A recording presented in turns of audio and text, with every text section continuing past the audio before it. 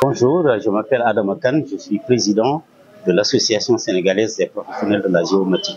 Qu'est-ce qui justifie votre présence ici aujourd'hui à ce forum GMS Africa?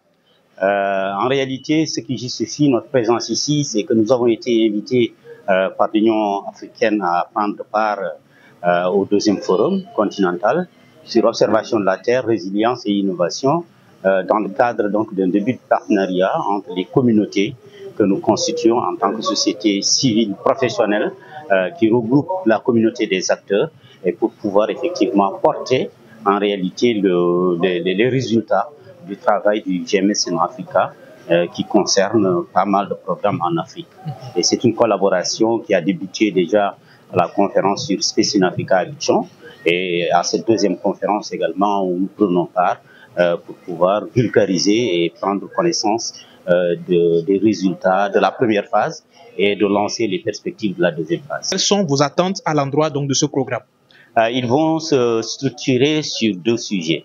Le premier sujet déjà, c'est que la pédagogie par l'exemple. Je crois que la communauté sénégalaise qui a pensé à mettre en place une association pour accompagner et les initiatives continentales, les initiatives communautaires sous-régionales et les initiatives locales sur les politiques publiques et sur le développement du territoire,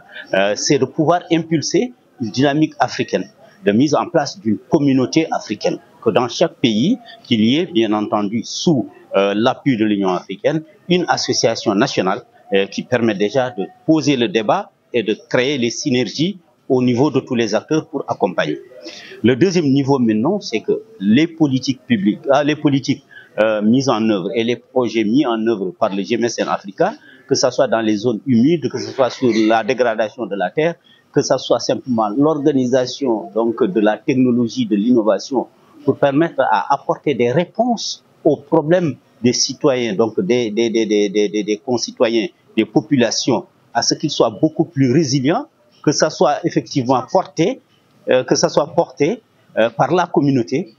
pour qu'il y ait de la pérennisation. Parce qu'en général, les projets sont conçus, ils sont mis en œuvre par les entités, mais il reste à pouvoir les pérenniser à la fin du programme pour pouvoir effectivement avoir de la résilience et créer de la croissance pour les populations. Donc nos attentes sont fortes en termes de portage de tous ces projets sur les 6 piliers qui ont été développés en tout cas au niveau du GMS africain et pouvoir mettre en œuvre des projets avec effet et donc qui impactent sur la vie des populations. Donc nous, nos attentes, c'est qu'on puisse porter tout ça, les vulgariser et mettre en place les mécanismes de vulgarisation. Mais également, puisque c'est des projets portés par les entités, il faut que ces projets puissent s'interférer avec des politiques nationales conduites dans chaque pays qui accueille le projet. C'est ça véritablement nos deux attentes